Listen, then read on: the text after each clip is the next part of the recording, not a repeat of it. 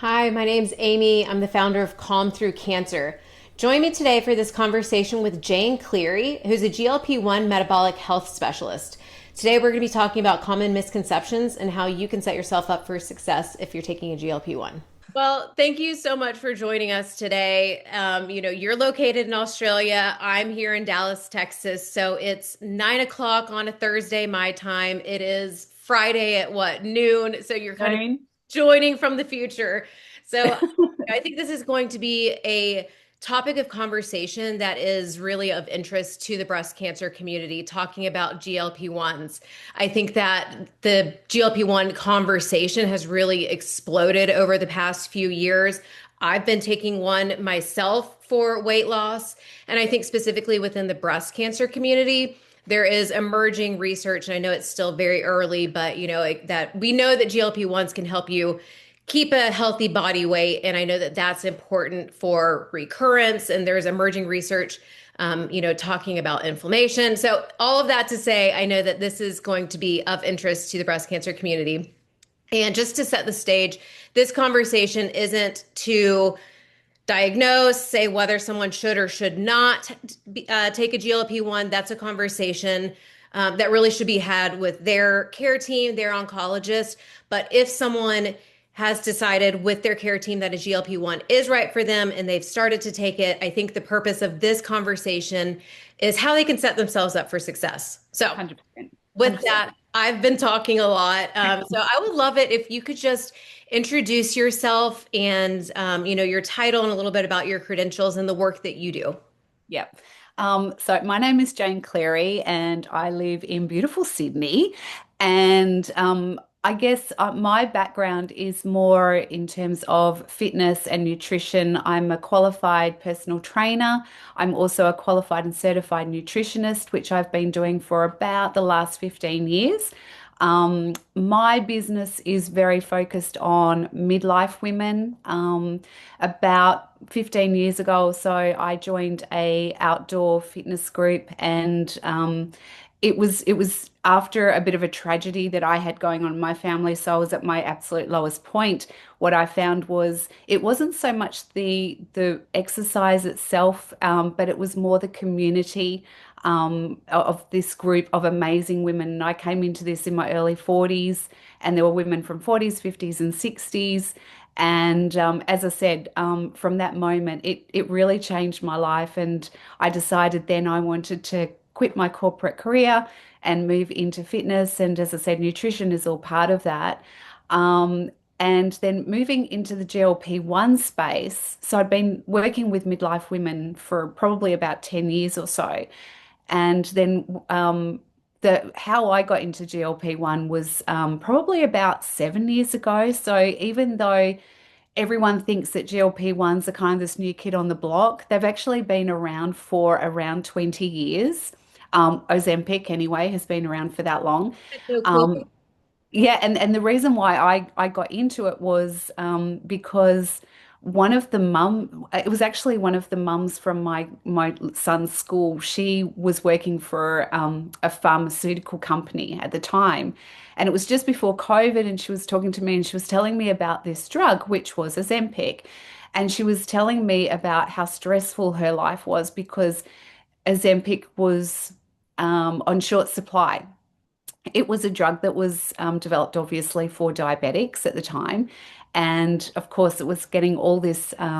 Suddenly, there was more and more research into the weight loss benefits. And she said, as soon as that got out into, to doctors, etc., then suddenly doctors were suddenly prescribing it for weight loss. And the reason why we were having that conversation at the time was because there was such a shortage worldwide, and it was really putting diabetics at risk. So that was the conversation in her head. However, the conversation in my head, because had been working with midlife women who, we were always talking about, baby weight or post baby weight, or definitely the meno belly, or brain fog and all of this kind of stuff. But you know, it's no surprise that probably 80–90% of my clients at the time, their very first thing that they came to me about was weight loss. So, of course, when we were having this conversation about this new drug that I hadn't heard of before. Even though it was for diabetics, for me, it was just suddenly I was like, this is going to change the world, particularly for women who had been battling obesity and all of the health risks that came with obesity. So in my little brain at that time, 8 years ago or whatever, I was just like, this is a game changer, and I want to know all about it.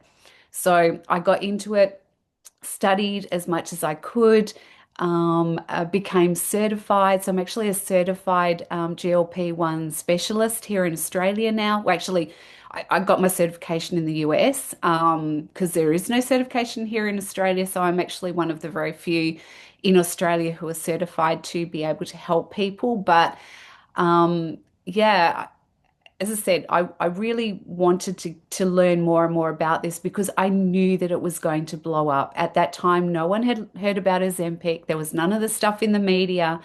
And but I knew that it was going to be a game changer, particularly for my clients and the demographic that I was working for. Even for myself, like seriously, I'd gone through a very difficult pregnancy in my early 40s. It was a surprise. And I put on a lot of weight. I'd put on for someone my size, I'm back to my normal size now, but I'd put on about 30 kilos through this difficult pregnancy, and unfortunately my son was in hospital for 8 months. So I lived in a children's ward for 8 months, and so I didn't eat well, didn't exercise, hardly saw any sunshine, and kind of let myself go. So I was still carrying that, and also the I really, I'm quite embarrassed to say this, but in those early days of my son being born, there are no photos of me because I was really embarrassed. I was really embarrassed. And here was I, someone who was, into fitness, into nutrition, let myself go.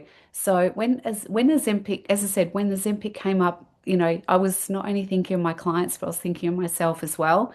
And more recently, probably in the last 2 or 3 years, I've just, without me advertising or anything like that, I've had more and more women come to me who have been on GLP-1s, whether it's been Mounjaro or Ozempic or one of the other ones, without actually coming to me with much instruction or anything from their prescribing doctors. So they were losing weight, but they didn't know, like that's all that they were focused on. So they were focused on the scale weight and not understanding what they were actually losing. And so that was when that light bulb moment came up, and I was chatting to one of my clients, Kathy, and she said, you've got to get into this space. Like you need to start educating women because we're all starting to, jump on this Ozempic or whatever they were, taking, without knowing kind of the benefits, but not knowing what they're actually doing to their bodies as well, because it's not a miracle drug, we know. And then my personal experience with it, I wanted to know, I am a little bit of a uh, a little bit of a geeky nerd in that if I'm going to help people with something, I want to know exactly what they're going through. So I was really lucky. I was working with a GP at the time um, through learning all about GLP-1s, and she put me on Mounjaro. I was pretty lucky, I have to say, in that I was a very quick responder. You've probably heard there are slower responders and quicker responders. I was very, very fortunate that I was a quick responder. I only had to be on it for 3 months. I was training, I was eating well, and I actually lost about 12 and a half kilos in 3 months. So, I was pretty happy, and now obviously I'm not on anything now, but I'm really happy that I actually took that journey to kind of get into the heads of women. I didn't have the food noises or anything like that that a lot of people experience. As I said, I was a quick responder, and I'm very, very fortunate that I had no side effects at all. So, I do have clients who come to me and I have to, be very careful with programming or what we do every single day because sometimes they'll come to me and they may be fatigued or feeling unwell, all sorts of things. And that's what we work into the programs. But anyway, that's how I got into GLP-1s. I am so excited about like every day. I'm super, super excited about being in the space. It's changed my life. As I said, I quit my corporate role. I thought I was going to be a personal trainer, but that's gone to the side, even though I still do that. But now I've got my website and my social media and really trying to educate women in particular about GLP-1s. Yes, they're great. We know the great things, but also to really show them that they need to do the work as well. They can't just take a drug. I think that's so important because it makes me think of people in my life who I know were prescribed and took very extreme actions to where they were on a very high dosage and they would eat 3 to 4 bites at a meal and just kind of seriously restricting calories. And then as a result of that, feeling weak and tired, losing weight very rapidly. But you hear a lot about people losing weight, coming off the medicine, gaining all of the weight back. I think there's a sustainable way to do it, and I think there's a very unsustainable way to do it. So, why don't we start by diving into that and what you see some of the mistakes that people make, or some, like the cutting back the calories way too much? Yeah, I know. I roll my eyes all the time. I think one of the biggest myths with the GLP-1s, and let's just call them GLP-1s because, there's so many out there. And, one of the scariest ones at the moment is the retatrutide that everyone is getting kind of online. I That had a that conversation about that today. that just freaks me out. But yeah, I think one of the biggest myths out there is that it's this miracle drug and that you just take it and that you're going to drop the weight quickly. I'm on quite a lot of group chats, social media group chats. I joined them predominantly for research purposes, and it's really opened up my mind how desperate I'm just going to say people are to see that scale, like just that number on the scale reduce as quickly as possible. And I think that that's where, in particular here in Australia, I'm sure it's the same in the States, but where our healthcare providers are lacking.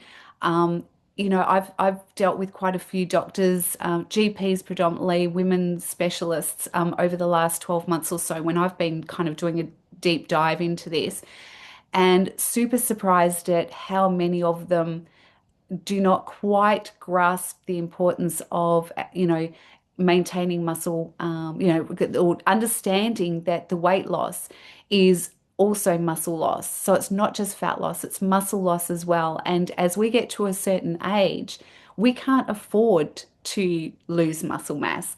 And I always joke around with my clients and even the women in my gym, etc. And I say, just by us having a conversation, like Amy, just us having a conversation here in this Losing half muscle hour, mass. we're losing muscle mass, girl, right? So, we need to that I think that that myth of just, take the injection or take the pill and suddenly your world is going to be so much better is such a myth that needs to go. And also, like you said, trying to get to an ideal weight as quickly as possible. And so many of these people are on these medications without, the maybe the initial consultation with a doctor, but there is so much that's going on online, without any consultation, and that's a really scary thing. But just not having that support by a medical professional throughout the GLP-1 journey. Now, you're right when you first said, at the beginning of this that, my job is not to tell people what they should be taking or even advising that they should be taking a GLP-1. Definitely not advising on dosage And my lane is to make sure that whatever they are taking, they are doing whatever they can to make sure that their nutrition, they maintaining their nutrition. Just dropping calories because you are not, well, one, just dropping calories, that's a scary thing. And this whole, this is what gets me going, right? You probably can, this whole reduce the calories to 1200 calories, or to do your TDE, which is to work out kind of how much energy your body requires, and then go and reduce it further by 500 calories, which tends to put a lot of people under the 1,000 calorie per day space. And it's just like, you can't survive on that. People don't understand the role of calories. And so I think that that's another misconception or another myth, that people just think that let's just drop as many calories as we can because that's going to speed up this whole process. And that's not what happens. We have what's known as a BMR, which is a base metabolic rate. What that means is that if you or I, Amy, just lying on the couch doing nothing, like not moving, kind of just watching Netflix, doing whatever, it's how much energy our body requires just to keep us alive. So it's the energy that we require for our brain function, our heart function, our digestion, reproduction, the whole gamut. And if we are constantly under fueling ourselves by dropping below 1200, dropping 11, to under 1,000 constantly, then our bodies do adjust, they do adapt. And unfortunately, they will go into what's known as a survival mode. And there's a lot of people out there who say, oh, no, that's no such thing. Well, it really is, because you think of the opposite end of the spectrum and people with eating disorders. Yes, they drop a lot of weight, but their health declines, and a lot of them, unfortunately pass away because they're just not fueling their bodies properly. And especially with the women that you deal with, it's super important that if they're on a GLP-1, that they also need to look after their bodies as well. So it's not just just take the drug and everything's going to be great, as I've said before, but it really is a full program of, um, you know, nutrition. I say nutrition, I never say diet, because I never want to restrict anyone from eating. And I know that this is something that you're very passionate about. It's not restricting, so it's not going on a diet. The drug will naturally take away that food noise. It naturally makes people feel fuller. So you don't have to then escalate that by going on a keto diet or going on an Atkins diet or restricting or counting every calorie. Now, in saying that, if someone is obese, like if someone has a lot of weight to lose, they can't just take this medication, go and do, 1,000 steps or 10,000 steps or whatever, and expect that the weight is going to move, because that doesn't work either. So there is that fine line of making sure that you're within your calorie deficit, but in a very healthy way. And I'm a nutritionist, I'm not a dietitian. There is a difference. So I can advise people on how many calories they should be eating, but I'm not qualified to be giving out meal plans. And if I can just, maybe stress this point, there in the GLP-1 space, because it's kind of trending at the moment, it seems to be everywhere. There seems to be a whole lot of noise out there, but there's also the opportunity for a lot of businesses to make a lot of money. And they do this because of people being so vulnerable, people being confused, people being desperate.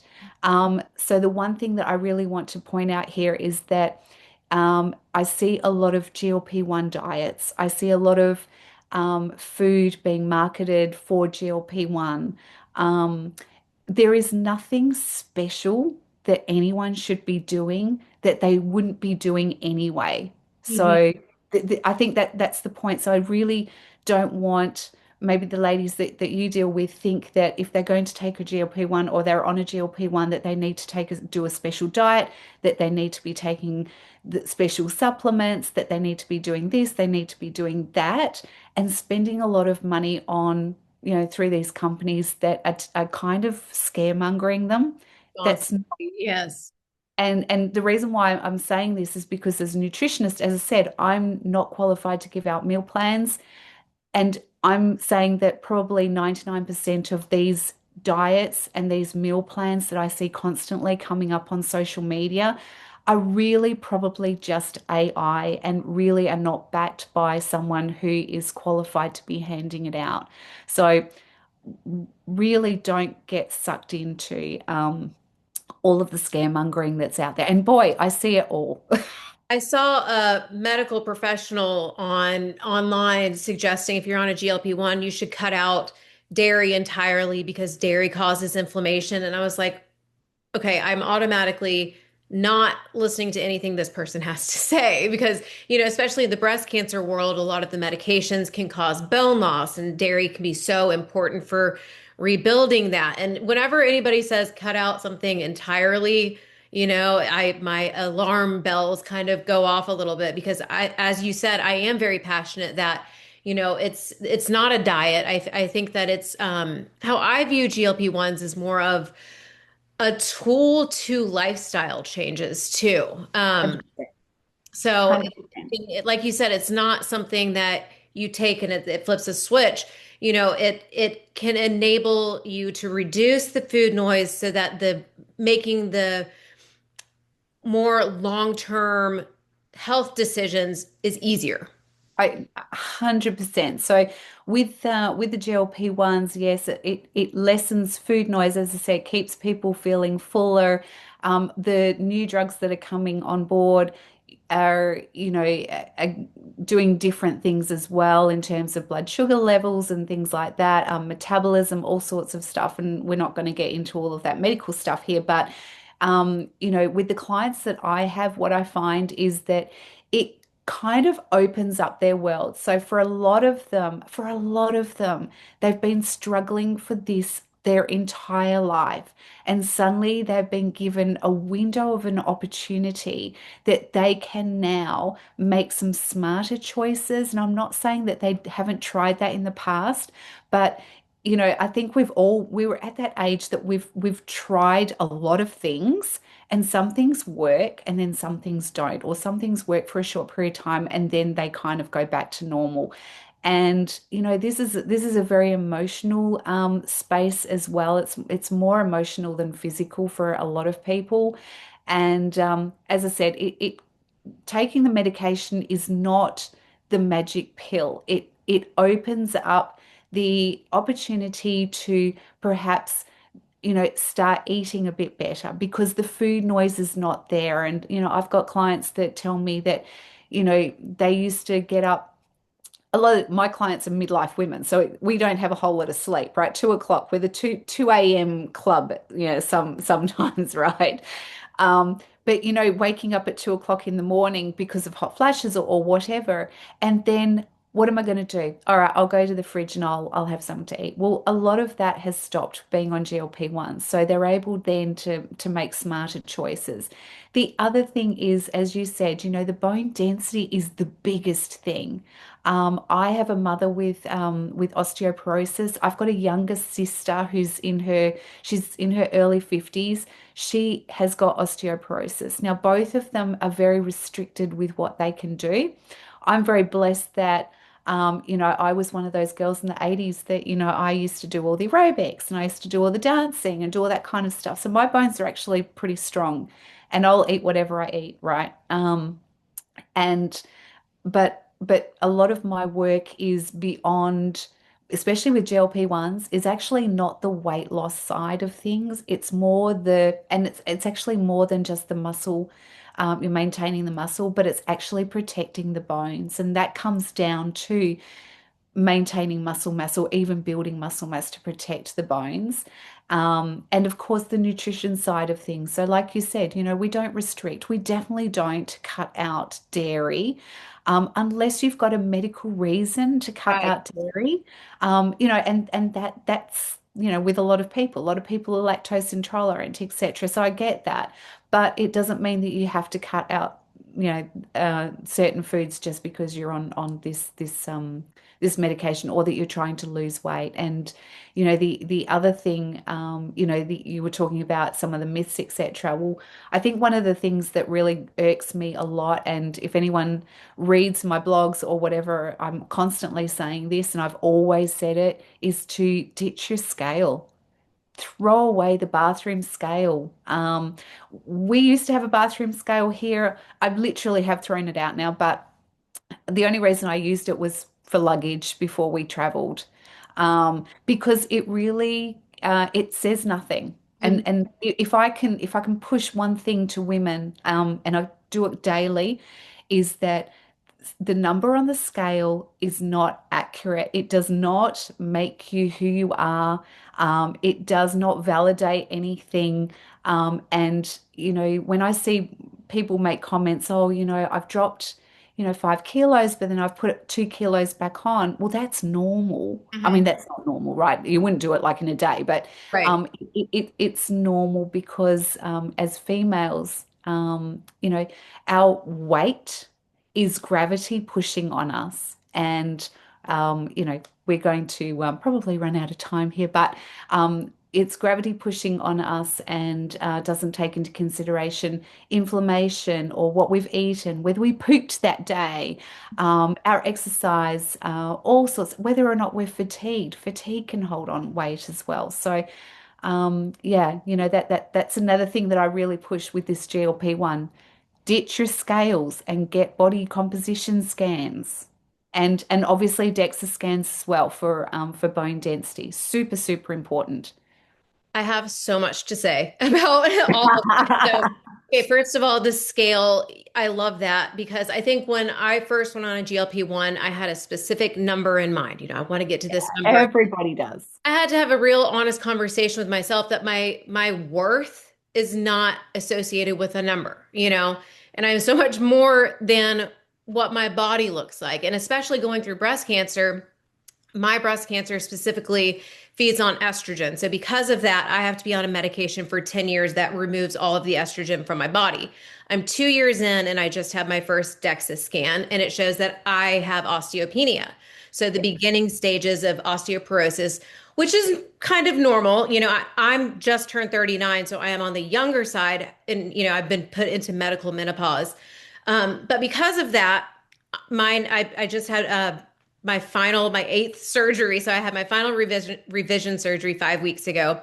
So in 3 weeks, I'm going to be cleared to start exercising again. And so what I'm going to start doing is strength training. And I'm really looking forward to that because I know that that's, all of my doctors have been saying that's one of the best things that you can do for rebuilding that bone and the bone density. And one thing that I thought was really interesting is that it's not like, oh, you lose your bone density and that's it forever. Your bones are No, active organs and you can rebuild them back up. And then exactly. secondly, I want to get stronger. As a woman, I think that what society and media pushes on us is thin is in, and I think we're kind of making a shift. And I know I have internally definitely made the shift. I don't want to be thin. I don't want to be frail. I don't want to be like, I want to be strong. I want to be a strong, badass woman who is strong. And that's Yes. my goal. Yes, yes. And going back to the bone density, yes, I mean, we all want to be strong. And I instruct classes. I work at a women's gym, and it's the young girls that are coming through who are finally coming in with realistic expectations, and so many of them coming to me, and I'm talking like late teenagers, early 20s, coming to me now saying, I just want to be strong. Unfortunately, I think with the GLP-1 space, there is that push again that we kind of got away from back in the 90s of thin is in again. So my work is really to jump on that and say it's really not. Strength is in. And one of the other things, just talking about bone density, is that yes, lift weights, okay, do all that stuff. But one of the things that I do is a lot of what's known as plyometric exercises, which freaks women out. So as soon as I say plyometrics and they say, "What's that?" and I say, "Well, jumping." And they're like, "Oh, I can't jump. I can't jump because I've got bad knees or my hips or my lower back or whatever, or it's just going to hurt and it's going to be dangerous." Well, start small, Mhm. but the more you can do it, most of the classes that I take that I instruct, we finish with pogo jumps, and I have that quite a lot on my social media. I put pogo jumps on there all the time, and we joke around. Like the women that I train are, as I said, midlife women, so we're laughing about peeing ourselves while we're jumping. We're laughing about it. We're going back to like the 80s kind of stuff as we're jumping. But I'm getting them all jumping now, and these are the women who, a year and a half ago said to me, "Oh, I can't do it because, as most of the thing, it will hurt, it will be dangerous, Mhm. but it's going to hurt and it's going to be a lot more dangerous if you lose that bone density." And unfortunately, the only way to do it is to put that pressure through your bones. So yes, lifting weights is great.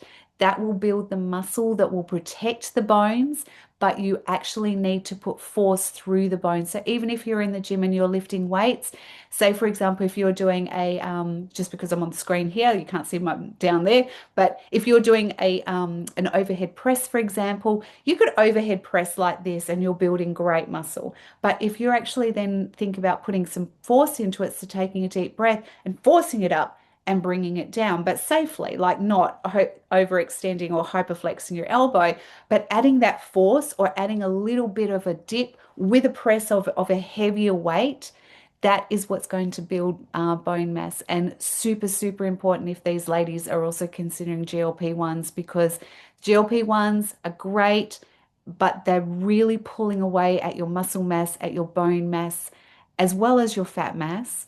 But it's the muscle mass and the bone mass that we really should be focusing more on than losing just fat mass. So, if they're in the gym, if they're just starting, or even if they're a little bit scared of exercise, plyometrics, ladies, it can just be as simple as jumping, skipping rope, battle ropes, anything that puts a force through your body. And, if I'm just simply going for a walk, I've got steps outside. I'll be, on the step, and instead of just stepping down, I'll actually jump down with 2 feet, plant them down, force, apply that force through my body, and that's what's going to stop us from ending up in nursing homes.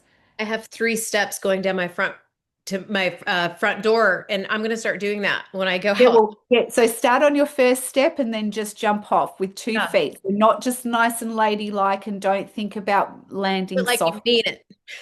Feed it down, right? And then so you start off on that first step, and then once you feel comfortable, get onto the second step and go from the second step down, and then from the third step down. And then when you're on your walk, if you find a bench or a little wall or something, no one cares. No one's looking at you. No one really cares, what you're doing. They're So too just busy about what they're doing. exactly. So just jump on the wall, and then, no, don't jump on the wall, but get on the wall and, just jump off. We're not talking, to change everyone to suddenly become box jumpers, Right.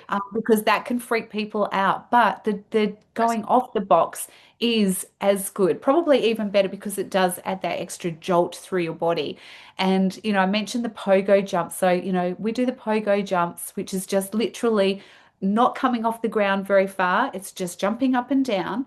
Um, and we'll do that for a couple of minutes or so. Then I get everyone to stop. And then I say, "Can you feel the energy coming up through your body?" And everyone says, "I can feel that energy." That is what we need. So, yeah, hopefully this talk today, Yes. your ladies go away going, "All right, I'm going to start jumping." And I'll Yes. jump kitchen. If I'm waiting for the microwave, I'll just be jumping, or I'll be on my bench doing some push-ups or whatever. There's plenty of opportunity. You don't have to be part of a gym bro Yes. crowd or anything like that. We have about 1.5 minutes left before I You think and I love to shut chat. off. I think that you and I could probably talk about this for hours, but in the last minute, if there's one key takeaway or one big piece of advice to best set yourself up for success, what would that be? I would say don't get caught up in the noise that's out there. A lot of it is false. A lot of it is put out there by people who really have no background in this. And that's what kind of annoys me a bit. I think that there's a lot of scaremongering out there. Women think that by going on a GLP-1, they're going to start losing their hair, that they need to suddenly have a cupboard full of collagen tablets and supplements because their skin is, they want to maintain skin elasticity. There is a whole lot of stuff out there that's really false. And so please talk to your prescribing doctor, listen to them, talk to a dietitian. Follow someone like me who kind of knows what we're talking about. Follow someone like Amy who knows what she's doing as well. And yeah, just be the best person that you can. And like you said, be a kick-ass woman. That's what we want. We don't want to be frail. Don't want to be thin. We want to be independent and not rely on anyone else. And that would be my go-to. Perfect. Thank you so much for this conversation. I really appreciate you. I think this is going to be really helpful. And I'm Anytime. your information as well so people know where to find you. Oh, fabulous, fabulous, fabulous.